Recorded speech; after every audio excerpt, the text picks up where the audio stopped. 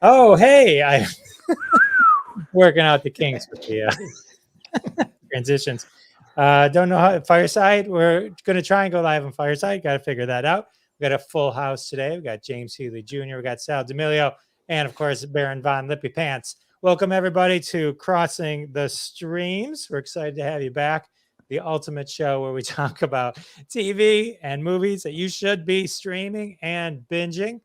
As always, we're here now with our. Wait, let's see. Oh, let's see if we're going to go live on starting soon. I don't think it understood.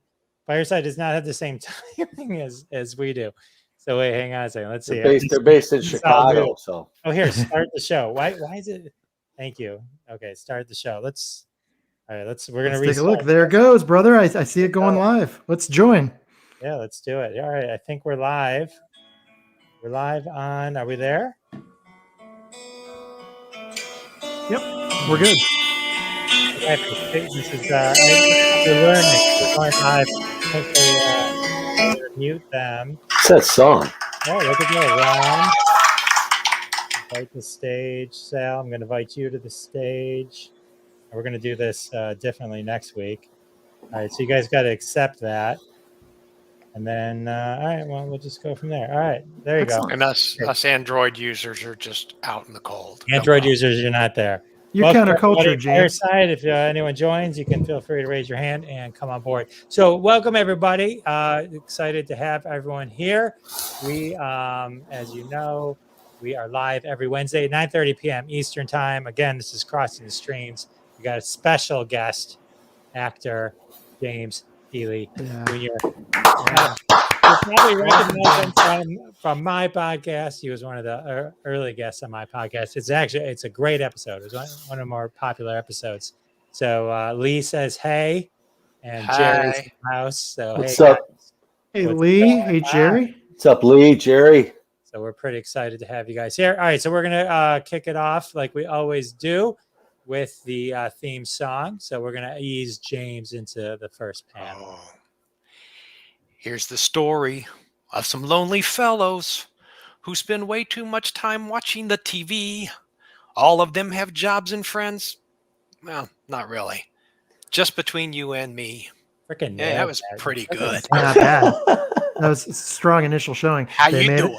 They made a live show out of their hobby. Every TV watching dream. Jeff runs Sal and Bob, and there's Howard. They call it Crossing Streams. Sal, take it away. And then one day they went live on all the platforms. You could hear the people laugh and shout and scream. Still can't find another word that rhymes with platform. But man, we cross the streams. We cross the streams. We cross the streams. That's the way we do it here. We cross the streams. And what's sad is we're all so old that we actually know the tune to that. Oh, I know. We know it brilliantly. I can sing Gilligan's Island too. So there you go. Fantastic. Well, we'll definitely have you back to do that. Oh man, so fun. Let's see what we got here. So James, let's put up the official guest panel. James, that's a headshot right there. That's a good headshot. Look at that sexy guy. Yeah, James is very famous. He's been in. He was a cop. He's played cops. He's worked with Shia LaBeouf. He's been on General Hospital, Even Stevens, Will and Grace. But I'm going to let him take over because he's done even cooler stuff since then. What's up, James? Hey. Yeah, since last we spoke, I think I had just come back from Oklahoma. I was doing Reagan with Dennis Quaid up there. He was playing Reagan. And since then, I have been in Atlanta, Los Angeles, Virginia this Thursday, or not this Thursday, this next week, October 13th, a new series on Hulu called Dopesick. I'll be in that. I just, oh my gosh, I don't even know. I did True Story. That's an Ed Helms, Randall Park thing out in LA. I don't know when that's going to air. That's going to be on Peacock. I've done like 14 jobs, 15 jobs since last August. It's just been really crazy. I've been very lucky. The most recent ones, I've just done 2 episodes of a series called The Staircase, which is an HBO Max series filming in Atlanta with Colin Firth. I play Sophie Turner's uncle. Not the perverted kind of uncle, the good kind of uncle. No, the Jonas Brothers were not there. And let's see. Oh, and of course, the big one was I did a role in the Martin Scorsese film Killers of the Flower Moon. And I did a small role in that, but it doesn't matter. It's a small role. My scene was with the one and the only Bobby De Niro. So Oh that my was gosh. cool. So I can. That's Did you fantastic. impersonate Bobby De Niro too? Bobby De Niro? No, I was almost afraid to talk to him. He's very quiet. I didn't even know he was in the room when I first walked in. Martin Scorsese was there, and he said hello and welcome. They had to shave this off because it's a period piece, and he apologized for having to shave it off. And we had a little conversation, and then when he stepped out of the way, there was like, there was Bob De Niro just standing there going, You looking at me? Yeah, what are you Yeah. looking at? and we had a nice little pleasantry of hello, how are you? And I told him that a mutual good friend between the two of us said hello, and he was like, oh, that's nice. How do you know him? I told him how I knew this person, and it went well. Yeah. No, never mind Bobby De Niro. I want to hear what it was like working with Sansa Stark. She was beautiful, intelligent, sweet, very giving, and she loved my ad libs. I kept her cracking up in this one Thanksgiving Christmas turkey scene. Gosh darn it. I knew she would be magnificent in real life. Yeah, she was absolutely beautiful. Yeah. Some things I'm not allowed to talk about because, they're not on my IMDb or whatever yet. But some things are, and I can talk about those. I had 2 auditions today, one of which I had to sign an NDA, so I can't mention it. But it's for a major show, so it would be nice to get that one. Let's talk about Dopesick for a second. That's the new Michael Keaton movie about the opioid epidemic. Right. That looks amazing. What do you play in that? Do you play one of the guys on opioids? Nope. I read. Oh my God! I auditioned for that thing probably 12 times. They just kept having me read for different roles. But the role I actually booked was a judge, which one of the auditions I had today for a different show, not the one I just mentioned, was also a judge. I'm old enough now that I'm reading for judges. So it was just 1 episode. I think I'm in episode 103, and it's 2 scenes. But it was a really good group of people. Michael was not on set. He had another commitment. So they basically did the entire 10 episodes and do what's called, they shot him out. So they did all 10 episodes with everything he was in so he could go away, and then everybody else had to come back. So they were filming 2 or 3 episodes at any given time, bringing people back in. And Wow. that was in Virginia that I shot that one. Amazing. That's really, really cool. So for everyone just tuning in, James Healy Jr. is super famous actor. Not famous, just working. Just happy to be working. The biggest working actors in the business. You are prolific, sir. I have to say your resume is super impressive. It's a pleasure meeting you on the show. Oh, well, thank you. You're one of those character actors that I know I've seen you, but I just don't know which movie I've seen you in. Do you get that a lot from people? I've only been recognized a few times. In fact, usually when it happens to me, I'm looking around going, who's setting me up? But I got recognized. I think I told Jeff this. I got recognized at the airport one time from a young guy. He was sitting there, and he was like, I know you. We're just sitting at the bar waiting for the flight. And I'm like, oh, maybe I arrested you. I mean, 'cause I go back to being a cop all those years. And he goes, no, that's not. He says, are you an actor? And I'm like, yeah, I've done some stuff. And I started to name off a couple of things, back in the day when I did Will and Grace, Judging Amy Jag, News Radio, blah, blah, blah, blah. And I said, well, there was this one Disney show that I had a recurring character on. And before I could even finish it, he went, Even Stevens, really loud. And so the whole bar turned. And what I found is that right now they're probably in that generation of about 28 to 35. That was the Disney show that they watched. Okay. And In fact, Sophie Turner, when we were talking, and she went, "You were on Even Stevens? Oh my God, I loved that show." So even she saw that show and loved it. So it was very popular at its time. Very Nice. cool. Very cool. Speaking of very popular, we should probably get into some of the shows that we're going to talk about today. Yeah. The first one is pretty exciting. I'm excited to talk about it. It's The Many Saints of Newark. And this is the prequel to The Sopranos. So Sal's going to take lead on it. I've seen the first half, and Okay. I believe James has seen it as well. So. Well, I'd love to hear you guys' take on it if you've seen it. I could spend the whole hour on this, so I'm going to kind of paraphrase. But basically, I saw it at the movies. I didn't want to see it on HBO Max. I'm like, I got to see this on the big screen. So I went to like one of the first movies at noon on Friday. I was not expecting it to be like this, to be honest with you, but I can see why now that I've seen the movie. I know what's going on, and I'll tell you what I think is going to happen. But basically, this movie is the prequel. Tony Soprano is like 9 years old in this movie. Then he's like 18, and but the movie is about Dickie Moltisanti, which is Christopher's father in the original Sopranos, played by Michael Imperioli. The movie's really, I think, I'd love to hear you guys say, but I think it's about him because the whole movie revolves around him. It takes place in the 60s. Tony Soprano and obviously Christopher wasn't even born yet, so those characters don't even come out into this movie. And Michael Gandafini did a great job, but he wasn't really given a lot of material, or he wasn't given a lot of serious lines, or he really didn't have to stretch his emotions too much, but he did a great job. He's 22 years old. He's probably got some of the best acting coaches, so that kid's future is bright, but I don't think he was thrown into a big role in this. It was more of the Ray Liotta, who played Tony Soprano's father. He actually played his brother as well in this.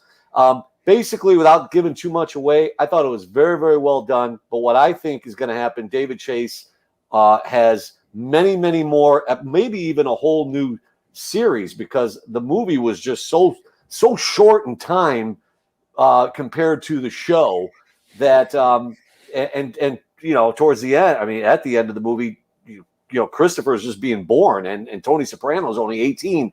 So they have so much more to do on this. They could take that story all the way up until The Sopranos. That's my take on it. But I thought it was very, very well done. I give it 5 tomato sauce jars, man. I loved it. Wow, 5 tomato sauce jars. Yeah, I loved it. Yeah, I did. Holy cow. Wow. I had a different feeling about it. Here's the thing. I'm not into prequel movies. I'm not into like the guy trying to now act like little Steven, you know, and like it just trying to figure out who everyone is and the obvious self-awareness of things that are going on, like Christopher, who was actually born at the halfway mark, but like in starts crying in front of the young Tony Soprano, and someone's like, babies sometimes no. Yeah. Because the whole theme in the beginning is like Christopher, the character, is narrating from beyond the grave and makes a point 5 times to remind us that Tony Soprano killed him in the beginning. And you know, it just played out like it was any mob show. And so I was just like, why didn't you just make a mob show? And somebody must have been like wheeling and dealing with Ray Liotta's agent, because in the beginning he plays the stereotypical Ray Liotta character, you know, the over the top, you know, and it's just like, and then he dies, and then how was that? What does he do? I do. He dies, and then suddenly he's the jazz aficionado, been in jail, brother of the person that was killed, the other version of Ray Liotta. And he's like, jazz, you know, he's so cool about jazz. He's returning records that aren't jazz, and it's just like, oh God, I don't know.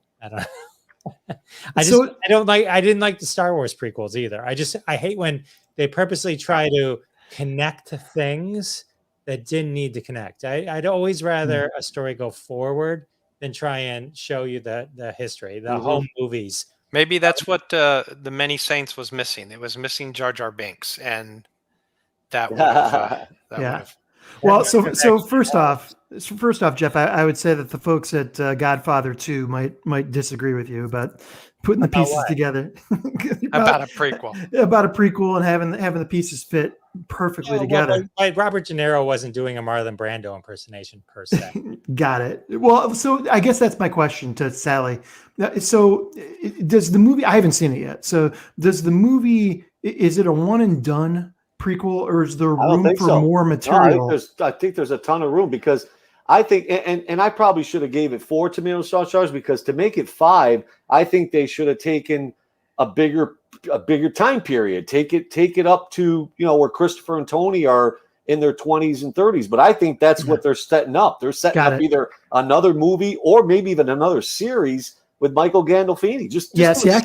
See if that's what they're doing, I can get behind that because first off, The Sopranos is a top 5 show on anybody's list, right? So if you can honor that show by creating content that's worthy of it, especially in chapters like it is, it sounds like they're setting up that. I respect that, even if it's not. It'll never be the caliber of Sopranos. No, but that's okay. It doesn't need to be. Correct. I agree. There's only one James Gandolfini that can make if James Gandolfini was still living, this thing would be unbelievable, obviously, right? But the issue with making it The Sopranos is there's none of those characters can die, right? So there's no stakes with any of those characters because they have to live to be correct part of The Sopranos. Right. So why not just create a new story? That's why I always say, like, all these reboots or redos or whatever. It's like, just come up with a new story. I mean, just come up with something original. I mean, it's like they got to kill off newly established or newly introduced characters. Yep. I'll just real quickly. My wife said nope and walked out about 30 minutes into it. Wow, she says okay. it's like all over the place. I can't even follow it. Oh, wow. I sat through the whole thing, and although I liked some of the performances, I was like, if you're going to make this into a series, because one of my friends is like, he'll have another movie on this. And I'm like, I don't want to watch another movie on it. You could possibly get my attention on it if you make it into a new series. But the thing about I love the period. I love the time framing, the 60s, the 70s. I grew up in those 60s and 70s. So I like the time period. But I'm the same way. I know that Junior and his mom and the guy that was doing the impersonation of Stevie is actually a very good actor, and he got his walk and everything down, but I just felt like doing the impersonation was too much. But I enjoyed it enough that I finished the whole thing. Sure. Interesting. So I'm a big fan of Breaking Bad and then Better Call Saul, right? And so I'm using this as a comparison because Better Call Saul is essentially a prequel series to Breaking Bad. And in this particular case, I happen to think the writing and performances are every bit the caliber of Breaking Bad. So I guess what I'm saying is it's possible to create content that's worthy of its predecessor. The Sopranos, though, man, you're picking a super hard precedent. Correct. Yeah, it's tough to reduplicate that. So, but I thought they did a decent job. I mean, David Chase is behind it, and Alan Taylor directed it. So, I mean, I thought it was well done. But I wish if any objection, I wish it would have been a longer set movie, like just show more. It was only so. A lot of it was about the Jersey riots in '67. I mean, a lot of the movie was that. Yep. Well, I think they were establishing the African American guy as a new character. Correct. To try to take it somewhere, because again, they can't do that much with the characters that we know. Correct. We already know their backstory to a certain degree. We know where Carmen and all them end up and how they end up. We in flashbacks and in storytelling in the first the first show, The Sopranos, we kind of know all that. So they have to introduce new compelling characters for us to be interested in, because there's only so much you can do with the people that we know. Yeah. True. I'd give it 3.5 slices of pizza.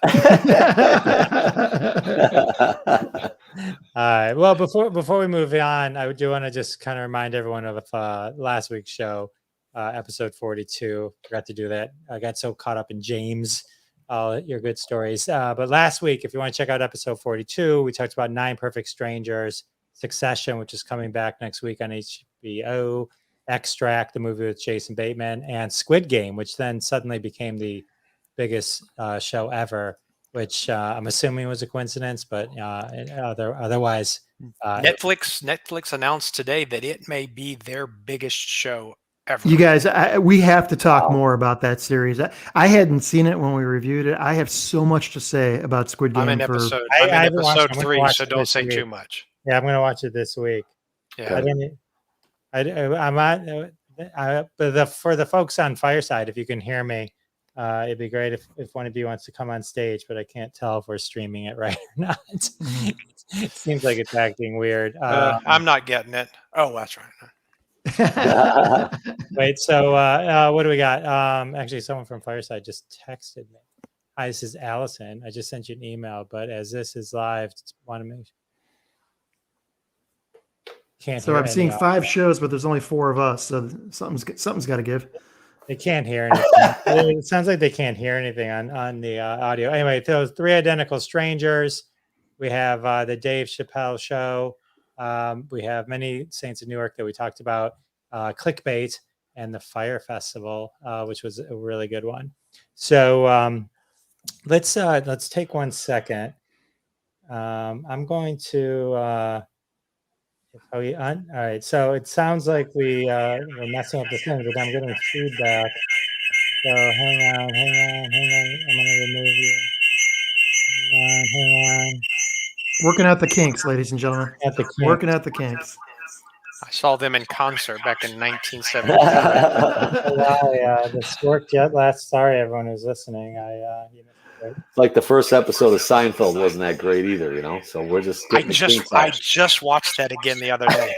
Did you really? Yeah. I watched the first episode of All in the Family. I watched the first episode of Seinfeld. First episode of MASH. I just kind of went back and started doing some nostalgia things. I do occasionally I'll watch the first episode of The Office, and that is excellent TV. Well, it's funny, not to back up, but The Sopranos. Have you ever seen the first episode of The Sopranos? Yeah. Go back and watch that. It's like a freaking comedy. Yeah. Oh. It's hysterical. It's so not even close to what the show becomes. It's crazy. Wow. Yeah, go watch it. It's hysterical. It's like a comedy. Yeah, the characters evolved differently than I think we thought they were going to. Unbelievable, man. You'll crack up on that first episode. Interesting. Jeff, are we back? Can you hear me? Okay. Yeah, I can hear you. Yeah, I don't know what happened with Fireside. I turned my mic off on that. We were supposed to do that, right? Yeah, but if I unmute, hi everybody on Fireside. Sorry. Seems to be working now. Talk, everybody. Hello, everybody. Let's all talk at the same time. Hello. I hear my voice coming through there. Probably because are you not using a microphone, Sal? What do you mean? On my phone or on my? Yeah. All right. Hang on. I thought my sound was off, though. I apologize, everyone. We're going to have to try this again next week. I'm going to end the show. I'm just going to end it. So. I guess I got to get an iPhone. It's not working. It wasn't working. So okay. Well, then I don't feel so bad. It just needs to be tweaked. We'll figure it out. All right. What show are we going to talk about? Okay, so let's go with what do we got? Let's talk about Clibkbait. Let's go with you. I want to hear all about this one. I've heard both sides of this one. So let's go with Clibkbait. That was the one you wanted me to talk about.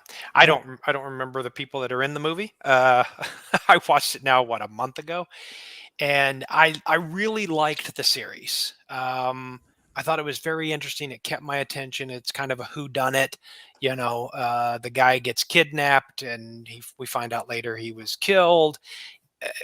And the lead actress, I couldn't stand her hairdo, the cut that they put on her. But other than that, I was okay with everything else. and I'm going to make it short. If you guys have seen it, so throw in your 2 cents. But I liked the show until the very last episode. The very last episode, when you've sat there and gone, okay, he did it, she did it, they have a motive. There's a car with somebody driving out of a garage, and it looks like it could be the best friend. The very last episode just reminded me of an episode of Batman or a James Bond, where they, from left field, bring someone who was a minor player, barely had any dialogue, any scenes, and they're the killer, and then they try to dialogue their way through the last episode to explain why that person's the killer. Now, I'm no writer. My wife writes. She's very creative, and she's taken a lot of classes. But as she said when we were watching it, my wife's very opinionated.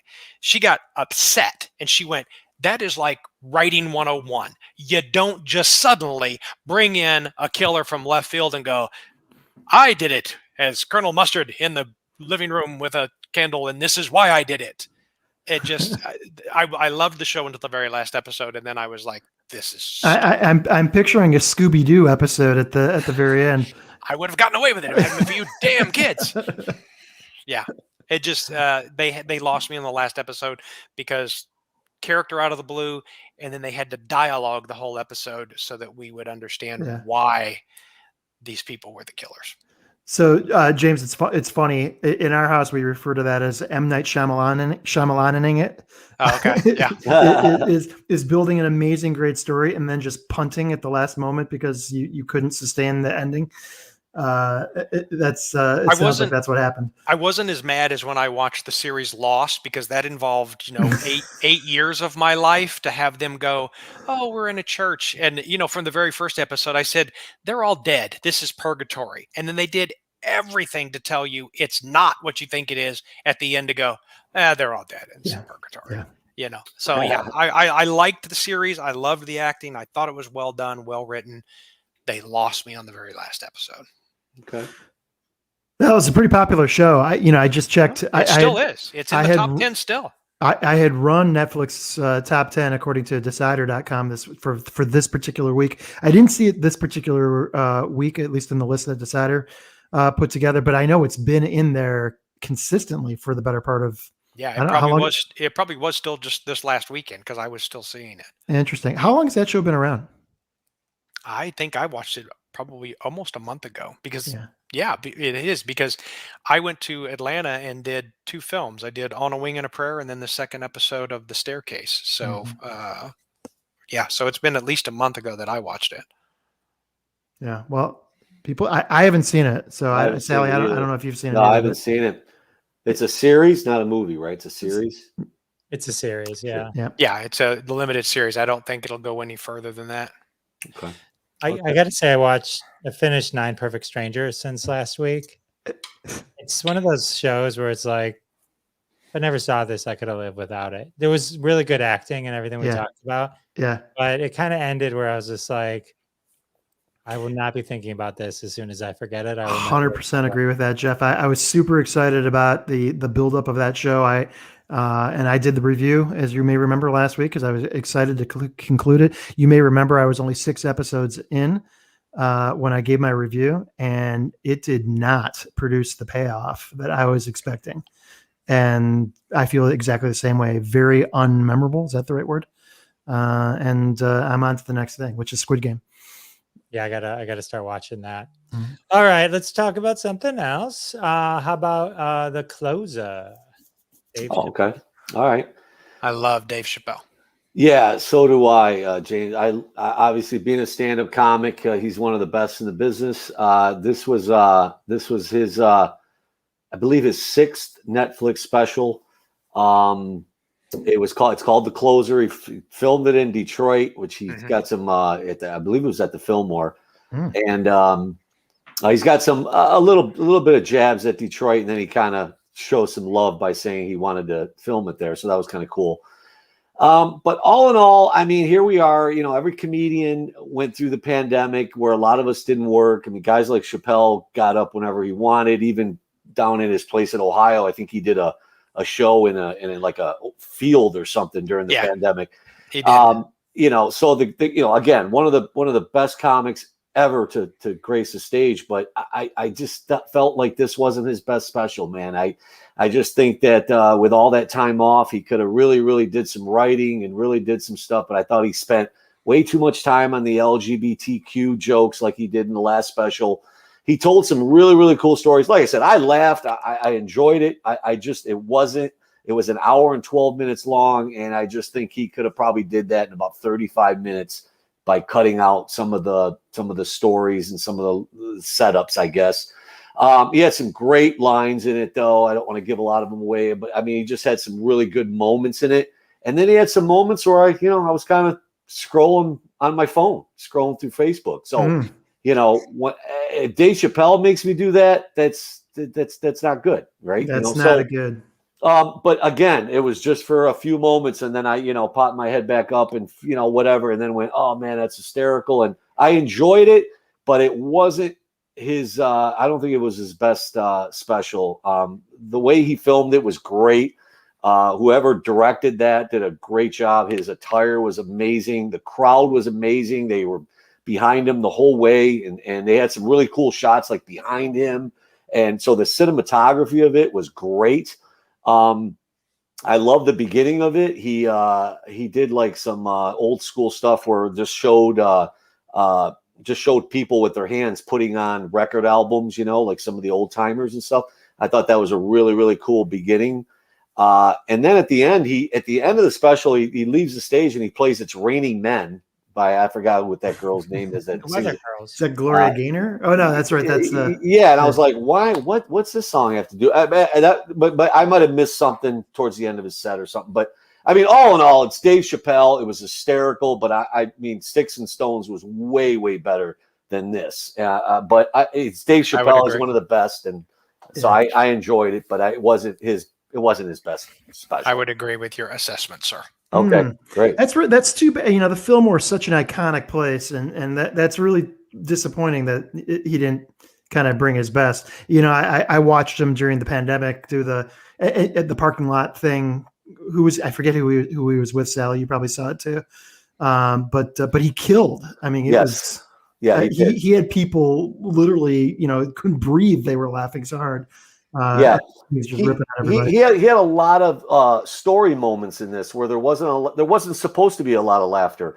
I mean, not to give away too much, but he talks about this this transgender girl that he met in San Francisco. Really cool story, but it wasn't funny. So that was probably 10 minutes long of just a really cool story with a shock value at the end of the story, which I won't give away. But so again, it was very good, very interesting, but wasn't like funny belly laughing like you just said, Ronnie.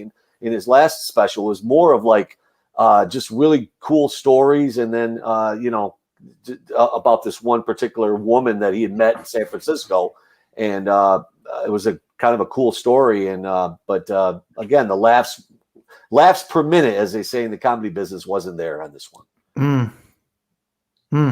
That's surprising because Chappelle's usually money. Oh my God. And I'm sure his next one will be money. And he's opening up a comedy club. So if he does watch this, you can still book me, Dave. I think you just lost all future. I haven't done stand-up since about 2002, but I'm available as well. So okay. I love Seth MacFarlane. The Orville is great. I love the Orville. When it comes back, I'll review it. All right, let me go. Let's do another show. This one, I'm going to go next. So this one's called 3 Identical Strangers. So I don't know if you guys we have a place called the Maple, and the Maple Theater that's one of those theaters where you go and it's like the indie type movies, right? So when you go and see an indie movie or a documentary, they show you previews of other coming soon documentaries, right? And they always look amazing, and you never hear of them other than when you're sitting there watching that, right? Do you know what I'm talking about? Yeah. Just me? Okay. So this is one of those movies. This is one of those movies that came out, but sometimes some of them catch a little fire or a little interest and people start talking about them. So this one is fascinating. And where is it? It's on, I think you can stream it on Netflix, I think. I should have look that up. But it's on definitely on one of the streaming things. So this is the story. It's about it's called Three Identical Strangers, and it's about three brothers. So the one brother, Bobby, goes to college. He's on campus at his community college, and everyone keeps calling him by someone else's name. Everyone keeps calling this Bobby guy Eddie. Hey, Eddie. Hey, Eddie. Okay, so think about the randomness of two twins being separated at birth, but ending up at the same school, okay, later in life. So they're identical. They've never met, but everyone that bumps into them thinks the one is the other one, right? So he finds out that he has this brother. They meet and they realize that they connect, and they've both been adopted, and they kind of figure out that they're twins, right? And so there's ends up being like tons of publicity about this story. So it gets news and it starts making headway, and everyone's kind of talking about it. And then what happens is a third person is watching it, or somebody's noticing it and says, "Hey, I think these two people might be your brothers," right? So the next thing you know, they're triplets, right? There's triplets that were separated at birth, and that through the happenstance of the first two meeting, they connect, and all three connect. And then they sort of become, this is the age of Phil Donahue, to go put it there. So they end up on Phil Donahue, like they're a little bit of a media sensation because they're connecting and they're all of a sudden best friends, and like they can't get over how alike they are and all this kind of thing. They move in together, they open a restaurant together, a steakhouse, and they all kind of work together. And then as time kind of goes, certain things start eroding, and just work issues, and there was some mental health problems. One of them eventually actually commits suicide, and I won't tell you which one. And it turns out, so as the story progresses, is that they were all involved with this children's study by these psychiatrists, Peter Neubauer and Viola Bernard. And it was something under the auspices of the Jewish Board of Guardians. And so this guardians would visit them periodically, and they would check in on them. But the full intent, the adoptive parents didn't really know what was going on. I don't think the adoptive parents knew that they had split up triplets, right? So once they figured out that they were triplets, part of the agency who was doing this study put one of them in a blue-collar home, one in a middle-class home, and then one in a very affluent home. So they were all raised very differently. A lot of it's kind of the deep dive into the study and trying to get the study acknowledged and all that kind of stuff. So I won't go into all of that. But they lied at first, so they had to start doing it, like, oh, we just couldn't place triplets, and but it wasn't just them either. Like there was some other tangent stories that they do with other twins or triplets that were also purposely separated at birth to test, just how they would grow up. Hey, Jeff, I haven't seen this yet. So is this a film, or is it a documentary, or is it a film based upon a true story? It's a documentary. Okay. There's like any documentary that's very popular, there's a line that says they might be making a drama out of it. But this is literal. Yeah, this is a documentary with the actual footage of those brothers. And so they're using historical footage and overlaying it with voiceover and the ones that are alive and all that kind of stuff that they interview, and then they use like footage from like Phil Donahue, and there's some old footage because there was sort of a media sensation around it. So I thought it sounded familiar. So okay, I'll have to check it out. Interesting. Yeah, it's totally good. I've convinced Casey Ryan plot, which is that's hard to do. really the goal. But yeah, I totally recommend it. I think it's totally worth checking out. So two quick things. First off, fun fact, I dated Phil Donahue's niece. True story.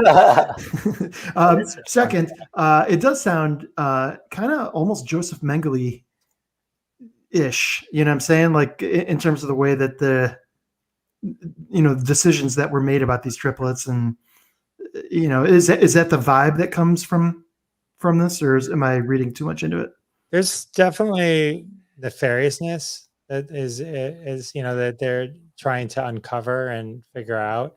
Obviously this is not healthy, and there was ramifications, I think, that were made. You don't know what would have really happened, because once they discovered each other, it potentially severely altered their mental states, because if you're in your 20s or whatever and you realize, oh, you just lost decades of what would have been your actions and all that kind of stuff. See, and I was thinking it was a little bit of a Boys from Brazil kind of a thing, where they just DNA'd Hitler and put him in all these different houses, and just to see if Hitler would still grow into Hitler based upon the different circumstances that they were being raised in. Interesting. If you have never seen that movie, it's a good movie. We're gonna have to cover that one in the future. Now that's from years ago. Greg was a star many years ago. Oh, we don't just cover new stuff, James. Okay. I'll be 60 in December, so my memory's not as good as it used to be. We go as deep as we need to go. We go as deep as we need to go. So, all right, cool. All right, well, we got save one of the best for last. Oh, I don't know about that. This is a fascinating one. There were two. There was a Hulu documentary, and then this one that we'll talk about is the Netflix documentary. Yeah. So, once again, thank you to the Netflix algorithm that put this thing in front of me. I'd never even heard of it before, and I was looking for a show to do, and started up on Squid Game, and knew I needed something, and this went in front of me. So it's a one-time documentary, hour and a half. On Netflix. I wasn't even aware that it was available on Hulu too, or that there was another one on Hulu. But it's a completely different one. Yeah. Well, so some of you guys who know me personally know that I've been to Burning Man, and I am super invested and continue to be interested into the success of Burning Man moving forward. So when I saw this come forth as an option on my algorithm for Netflix, I was fascinated by what could have possibly gone wrong with a festival of this magnitude, with such high-powered people behind it, the kind of money it had behind it. How could this have happened? And I didn't know anything about the Fyre Festival, and I don't know if any of you guys had even heard of it, or were you aware of the scandal that had? Yeah, I watched both documentaries. Yeah, but I'm saying, were you aware of it as it went down through social media? I was there. Perfect. I'm like, don't I look like I hang out with super cool models? I mean, kind of, a little bit. So for those of you that don't know, I mean, this producer, this gentleman, his name was Billy McFarland, basically set up a festival that had not, it was promoted by social media and the whole influencing community, and built a momentum to it that allowed him to fabricate what was going to happen on this Bahamian island, this highly exclusive access to VIP only, a special event called the Fyre Festival, which was going to have incredible music, incredible amenities, unbelievable food, just the best of everything. And it was put forth by Ja Rule, whose name is all over this thing, and just influencers left and right. Tickets were going for $100,000 a piece. I mean, it was just incredibly powerful for your own personal brand to say that you got a ticket and you're going to the Fyre Festival. And it all went down with none of this thing happening. I mean, the island was left like without any logistics. The people on the island who did all the hard labor to support the festival, no one got paid. None of the things that you would expect, like just simple things like delivering luggage and having your hotel and or tents in this case set up to be able to defend against the elements, which are rough in the Bahamas. Just everything went wrong for this event. The food, there was one of the most reproduced social media posts about Fyre Festival was their elegant dinner, which came in a styrofoam box, and it was 2 pieces of cheese on a piece of bread. And that that post, I don't know who created the original of it, but that post went completely viral. You can pull it up right now.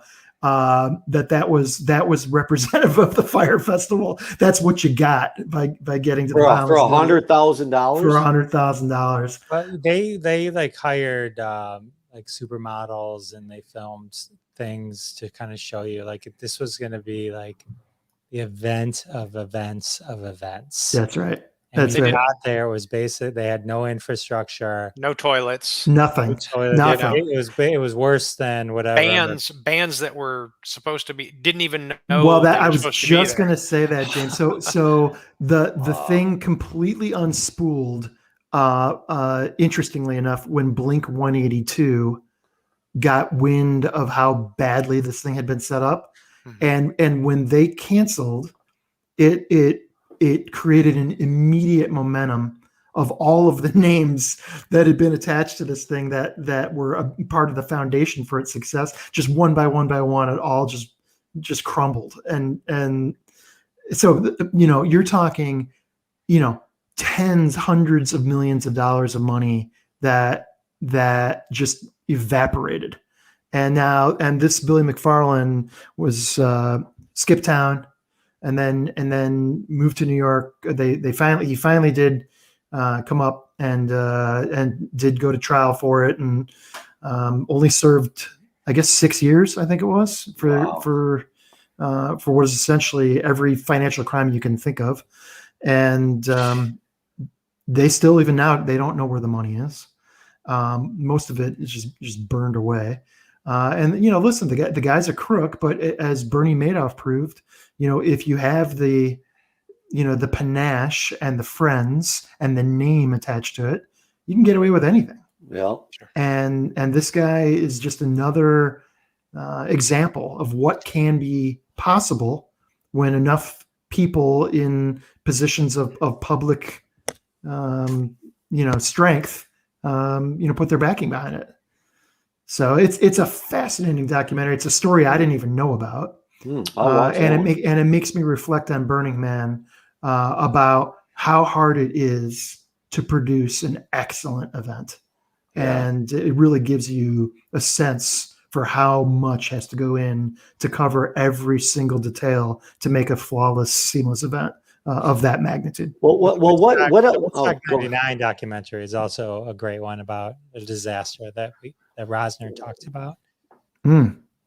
What else was the draw for the $100,000? Was it just Blink 182? I mean, what was the draw? No, the main draw. Jeff alluded to it. You've got supermodels. Oh. You've got the top influencers of social media being there. You've got Silicon Valley, executives and just superstars. And it's not like it's.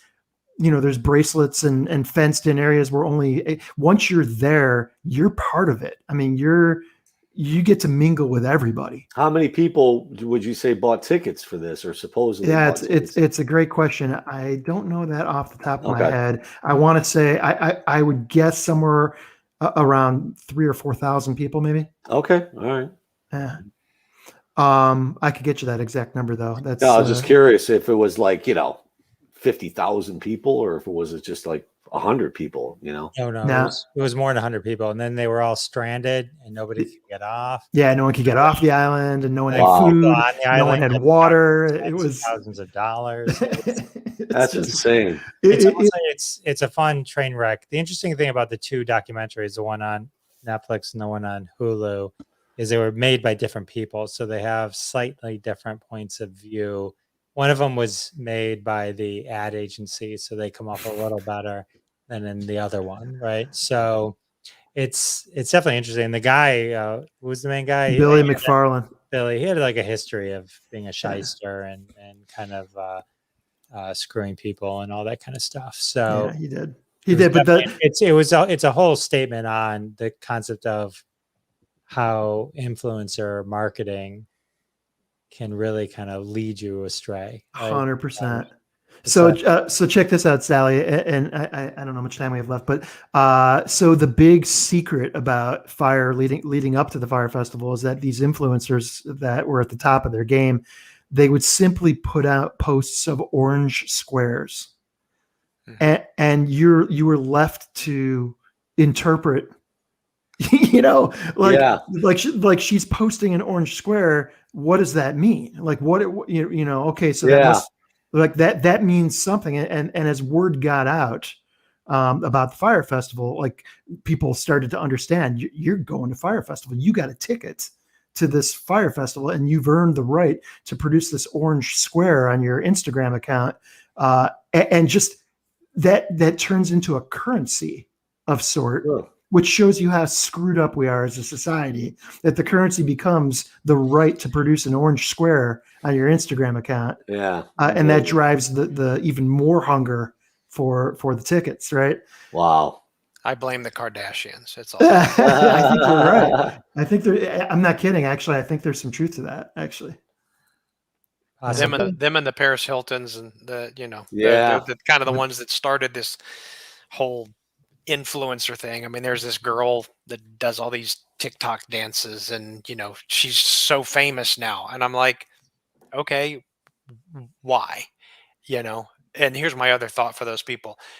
Hey, make the money while you can, because when you're 30 and you don't have your looks and no one wants to see you dancing anymore, and I don't mean to say 30-year-olds are old, but we're all looking at these influencers. They're all 15 to 22, 24 years old. 30's over the hill in this business. So make the money while you can and get an education, because you're not going to be an influencer too long in your life. Yeah, you're right. I think Kim Kardashian's hosting SNL this week. Yep. Well, it's going to be big. She'll draw some viewers, which I heard the SNL, the first episode of the new season was down big, like 30-40%. And the only person that didn't come back really was Beck Bennett, but he was like one of the best ones. Well, and then Kate McKinnon wasn't in anything other than the opening credits, not even the opening scene, because I think what happened was the lead actors, and we're getting off on a total different subject, but the leads that we really, the Cecily Strongs and the Kenan Thompsons, and I think they all came up with an agreement, because I don't think Lauren found the talent he wanted, and he came up with an agreement that says, I will work around your schedule. Because I guarantee you, Kate was probably off doing a film or something else. And so she wasn't in this episode. And he says, as long as you'll stay, we'll work you when we can, and we'll let you do what you have to do. Because I don't think he found the talent. They totally changed the philosophy, because Kenan and Chris Redd, they're both in the Kenan show. The other one, Bayer, the first woman, Bayer. Andy Bryant. Andy Bryant, thank you. Andy Bryant, she's got her own Hulu. Yeah. So yeah, I think, and then Cecily Strong, even when she went and did Shmugga whatever that thing was, so I read that he's kind of changed the kind of philosophy. I don't think he's keeping talent that I think it was the kind of always turning over the talent is when you got some of those good things. There's no one right now except Kate McKinnon and Cecily Strong.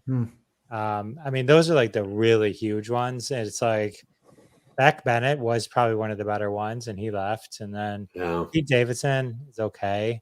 Not even okay. He's funny when he does himself on the news. Like when he does self-deprecating humor, then it's kind of funny. But he's horrible when he's that's just like I can't even think of her name now off the top of my head.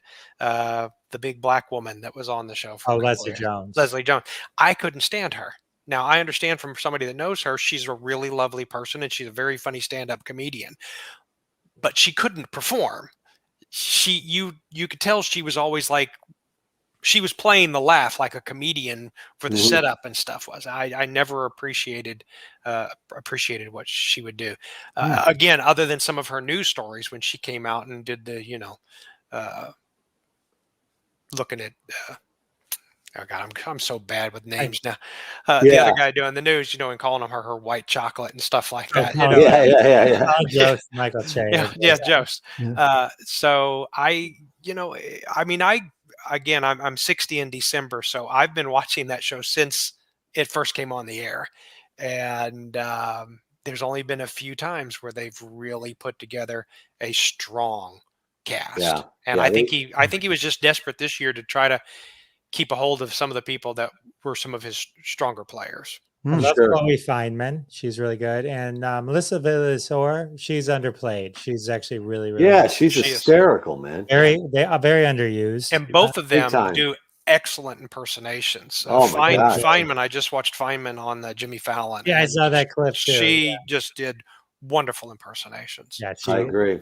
But Melissa Villasor, all right, I've said her name wrong, but Vel- like Villasenor. Villasenor. yeah, she doesn't dead on impressions also. Yeah, she does. She's really good. Her stand-up's really good. It was great the way they the tribute they did for Norm Macdonald. Yes, I agree. That was Yeah, really I liked the way they got serious there at the end. Because usually the first episode and the last episode, those two give each other jokes that they haven't seen and have them read, which I think is just, of course, Michael just makes Jost look like such a racist with all of his statements. That's what's so funny about it. But all right, well, can you believe it? We're at the end of another episode. This was good. James Healy Jr., thank you for joining us. Yeah. I love how you say my entire name, James Healy Jr. I'm just James Healy. Junior is because SAG said if you don't want to be confused with this guy, you need to have Junior I on want your people name. to be able to Google you and find I you. am a junior. They just but, Google James, they'll get in the giant peach, stuff like that. Yeah. SAG said should use it so that I don't get confused with the guy that shot his brother-in-law or whatever. And I'm like, okay, Sure, that's whatever. not a bad thing. All right, so coming up with the movie coming up with Michael Keaton. What's it called? The opioid one? The series is called Dopesick. It premieres on Hulu October 13th, and it looks really good. I'm actually in the trailer. You can just see me with my gavel going like that. That's all I do in the trailer. But I was like, hey, I made the trailer, so that's nice. always nice. Awesome. So awesome. It's fun. It's fun when you get emails and phone calls. I got when I did. It was on Netflix called Manhunt, the Atlanta bomber one, and I'll make it quick because you're getting off the air. I had guys from the police department that I've worked with that are like, "Oh my God, I just saw," they'd call me Sarge if that was the last thing they knew me as position. And when I was chief of police my last 7 years, "Hey chief, I just saw you." Wow. I had a guy from high school who was popular jock. I was a theater major, so automatically that meant I was gay in Texas. So it's Texas, This guy would not give me the time of day until years later, and I was a police officer. He'd see me out. He'd say hi to me and stuff. He actually tracked me down through 2 other people to get my phone number to call me and congratulate me after having seen me on this Netflix thing. It's pretty awesome. Wow. Because he was like, "That is so cool. I'm so proud of you. I'm so happy for you." And I'm like, "You don't even like me. Why?" Yeah. I mean, I'm still thinking 1979, 1980. I know, but it's That's great. Sal, say goodnight, Sal. Good night. Good night, everybody. Ron, say goodnight. Good night, boys, girls. Good night. Thank you so much for having me. Oh, thank you. So I'm trying to take off Jerry's comment before you can go. All right, everyone. Thank you very much. All right. And we'll see you next time. And that has been another episode of Crossing the Streams. Join us every Wednesday at 9:30 p.m. Eastern Time, live on Facebook and YouTube. Follow The Jeff DeWaskin Show on YouTube to be alerted every time we go live with your hosts, Jeff DeWaskin, Ron Lippett, Howard Rosner, Bob Phillips, Sal D'Amelio. We're all in the socials. Follow us. Listen to our podcasts live from Detroit, The Jeff DeWaskin Show, The Sal and Bob Show. Check them all out, and we'll see you next week and every week when we cross more streams right here. See you then.